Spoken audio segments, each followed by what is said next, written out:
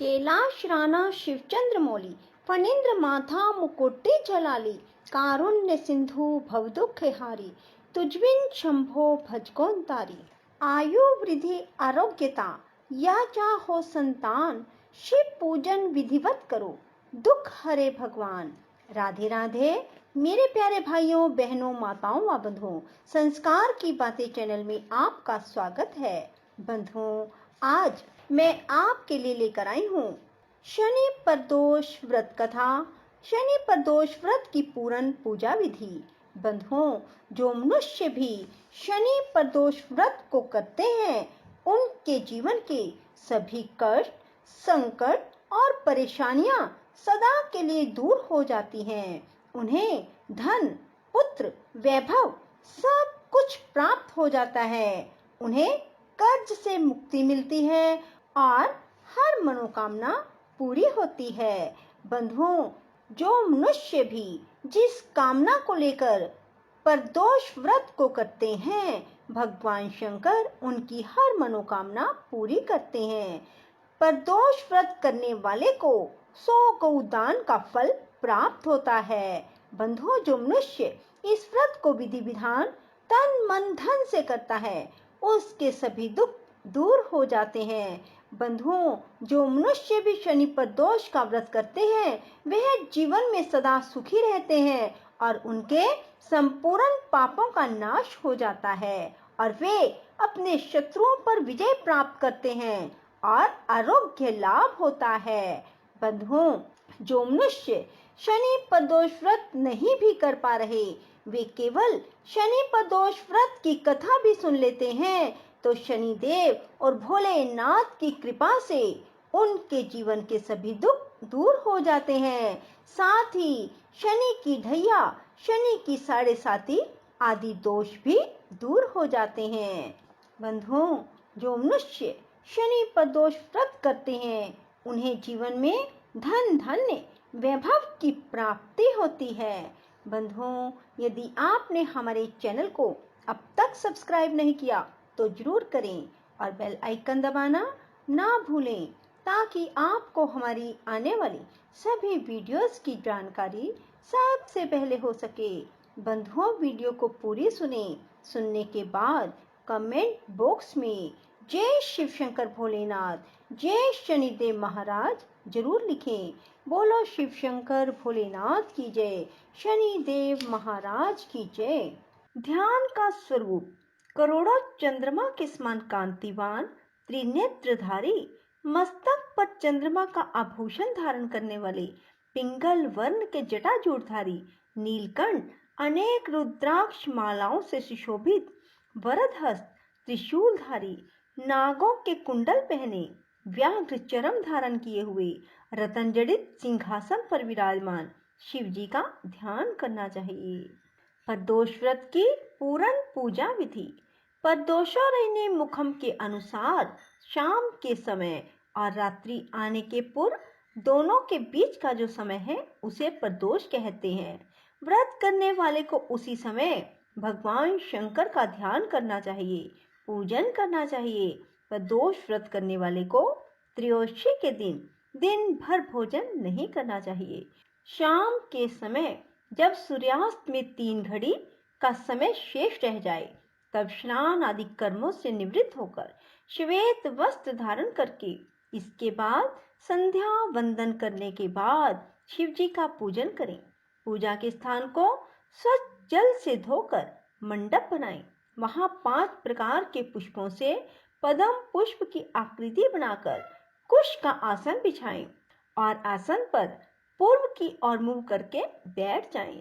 इसके बाद भगवान शंकर की पूजा आराधना करें, कथा करें। व्रत के उद्यापन की विधि इस प्रकार है। प्रातः स्नान आदि कार्य से निवृत्त होकर रंगीन वस्त्रों से मंडप बनाएं। फिर उस मंडप में शिव पार्वती की प्रतिमा स्थापित करके विधिवत पूजा करें। इसके बाद शिव पार्वती के उद्देश्य से खीर से अग्नि में हवन करना चाहिए। हवन करते समय ओम उमा सहित शिवाय नमः मंत्र से 108 बार आहुति देनी चाहिए। इसी प्रकार ओम नमः शिवाय के उच्चारण के शंकर जी के निमित्त आहुति प्रदान करें। हवन के अंत में किसी धार्मिक व्यक्ति को सामर्थ्य के अनुसार दान देना चाहिए। ऐसा करने के बाद ब्राह्मण को भोजन दक्षिणा से संतुष्ट करें। व्रत पूर्ण हो ऐसा वाक्य ब्राह्मणों द्वारा कहलवाना चाहिए। ब्राह्मणों की आज्ञा पाकर अपने बंधु बांधवों को साथ ले मन में भगवान शंकर का स्मरण करते हुए व्रती को भोजन करना चाहिए। इस प्रकार उद्यापन करने से व्रती पुत्र पौत्रादि से युक्त होता है, आरोग्य लाभ करता है। इसके अतिरिक्त वह अपने शत्रुओं पर विजय प्राप्त करता है, संपूर्ण पापों से मुक्त हो जाता है। ऐसा स्कंद पुराण में कहा गया है। बंधुओं, त्रयोदशी व्रत का महात्म क्या है, इसे ध्यान पूर्वक सुनो। जो मनुष्य भी त्रयोदशी का व्रत करते हैं अर्थात दोष का व्रत करते हैं, वह सदा सुखी रहते हैं। उनके संपूर्ण पापों का नाश इस व्रत के करने से हो जाता है। पर दोष व्रत करने से विधवा स्त्रियों को अधर्म से ग्लैनि होती है और सुहागन नारियों का सुहाग सदा अटल रहता है। बंदी कारागृह से छूट जाता है। जो स्त्री पुरुष जिस कामना को लेकर व्रत करते हैं उनकी सभी कामनाएं कैलाशपति शंकर पूरी करते हैं। सूत जी कहते हैं, त्रयोदशी अर्थात प्रदोष व्रत करने वाले को 100 गौदान का फल प्राप्त होता है। इस व्रत को जो विधि विधान और तन मन धन से करता है उसके सभी दुख दूर हो जाते हैं। बंधुओं, प्रदोष व्रत जिस वार को भी होता है वही प्रदोष व्रत गिना जाता है। जैसे कि यदि प्रदोष रविवार को आ जाए तो उसे रवि प्रदोष कहते हैं।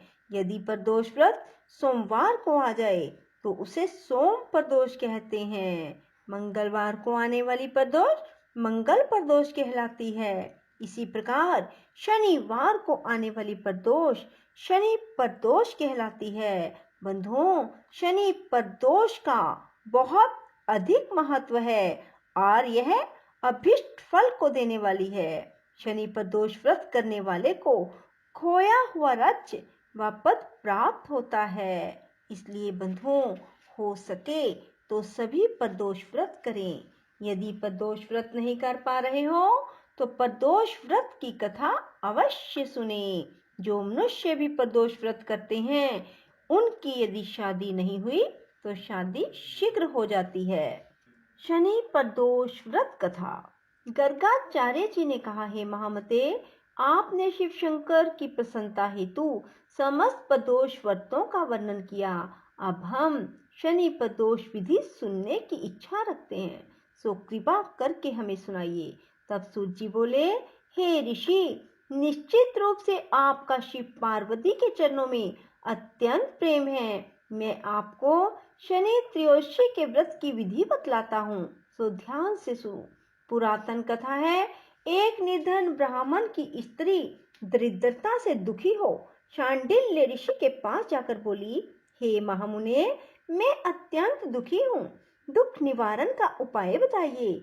मेरे दोनों पुत्र आपकी शरण में हैं। मेरे ज्येष्ठ पुत्र का नाम धर्म है, जो कि राजपुत्र है, और लघु पुत्र का नाम शुचिव्रत है।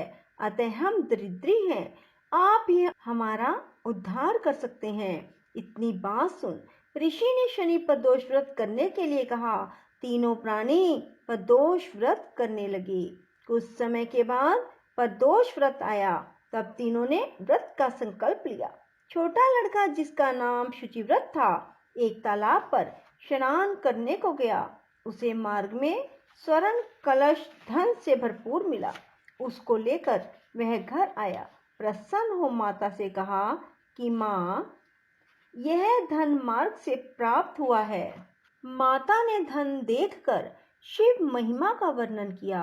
राजपुत्र को अपने पास बुलाकर बोली, देखो पुत्र, यह धन हमें शिव जी की कृपा से प्राप्त हुआ है। अतः प्रसाद के रूप में दोनों पुत्र आधा आधा बांट लो।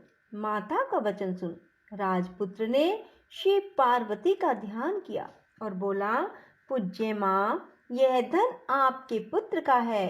मैं इसका अधिकारी नहीं हूँ। मुझे शंकर भगवान और माता पार्वती जब देंगे तभी लूंगा। इतना कहकर वह राजपुत्र शंकर जी की पूजा में लग गया। एक दिन दोनों भाइयों का परदेश भ्रमण का विचार हुआ। वहां उन्होंने अनेक गंधर्व कन्याओं की क्रीड़ा करते हुए देखा। उन्हें देख शुचिव्रत ने कहा, भैया अब हमें इससे आगे नहीं जाना। इतना कह शुचिव्रत उसी स्थान पर बैठ गया, परंतु राजपुत्र अकेला ही स्त्रियों के बीच में जा पहुंचा। वहां एक स्त्री अति सुंदरी राजकुमार को देखकर मोहित हो गई। राजपुत्र के पास पहुंचकर कहने लगी, हे सखियों, इस वन के समीप ही जो दूसरा वन है, तुम वहां जाकर देखो। भांति भांति के पुष्प खिले हैं, वहां सुहावना समय है, उसकी शोभा देख कर आओ। मैं यहाँ बैठी हूँ, मेरे पैर में बहुत पीड़ा है। ये सुन सब सखियां दूसरे वन में चली गई। वह अकेली सुंदर राजकुमार की ओर देखती रही। इधर राजकुमार भी कामुक दृष्टि से निहारने लगा। युवती बोली, आप कहाँ जा रहे हैं? वन में कैसे पधारे? किस राजा के पुत्र हैं? क्या नाम है? राजकुमार बोला, मैं विदर्भ नरेश का पुत्र हूँ, आप अपना परिचय दें। युवती बोली, मैं विद्रविक नामक गंधर्व की पुत्री हूँ, मेरा नाम अंशुमति है। मैंने आपकी मनस्थिति को जान लिया है, आप मुझ पर मोहित हैं। विधाता ने हमारा तुम्हारा संयोग मिलाया है। युवती ने मोतियों का हार राजकुमार के गले में डाल दिया। राजकुमार हार स्वीकार करते हुए बोला, हे भद्रे, मैंने आपका प्रेम उपहार स्वीकार कर लिया, परंतु मैं निर्धन हूँ। राजकुमार के इन वचनों को सुनकर गंधर्व कन्या बोली, मैं जैसा कह चुकी हूँ वैसा ही करूंगी, अब आप अपने घर जाएं। इतना कहकर वह गंधर्व कन्या सखियों से जा मिली। घर जाकर राजकुमार ने शुचिव्रत को सारा वृतांत कह सुनाया। अब तीसरा दिन आया। वह राजपुत्र शुचिव्रत को लेकर उसी वन में जा पहुंचा। वहीं गंधर्व राज अपनी कन्या को लेकर आ पहुंचा। इन दोनों राजकुमारों को देख आसन दे कहा, मैं कैलाश पर गया था। वहां शंकर जी ने मुझसे कहा कि धर्मगुप्त नाम का राजपुत्र है, जो इस समय राज्य विहीन निर्धन है, मेरा परम भगत है। हे गंधर्वराज, तुम उसकी सहायता करो। मैं महादेव जी की आज्ञा से इस कन्या को आपके पास लाया हूँ, आप इसका निर्वाह करें। मैं आपकी सहायता कर आपको राजगद्दी पर बिठा दूंगा। इस प्रकार गंधर्व राज ने कन्या का विधिवत विवाह कर दिया। विशेष धन और सुंदर गंधर्व कन्या को पाकर राजपुत्र अति प्रसन्न हुआ। भगवत कृपा से समय उपरांत अपने शत्रुओं को दमन करके अपने राज्य का सुख भोगने लगा। बोलो शिव शंकर भोलेनाथ की जय हो। राधे राधे, जय श्री कृष्णा। बंधुओं, यदि आपको हमारी वीडियो पसंद आए तो इसे लाइक करें और शेयर भी जरूर करें। धन्यवाद।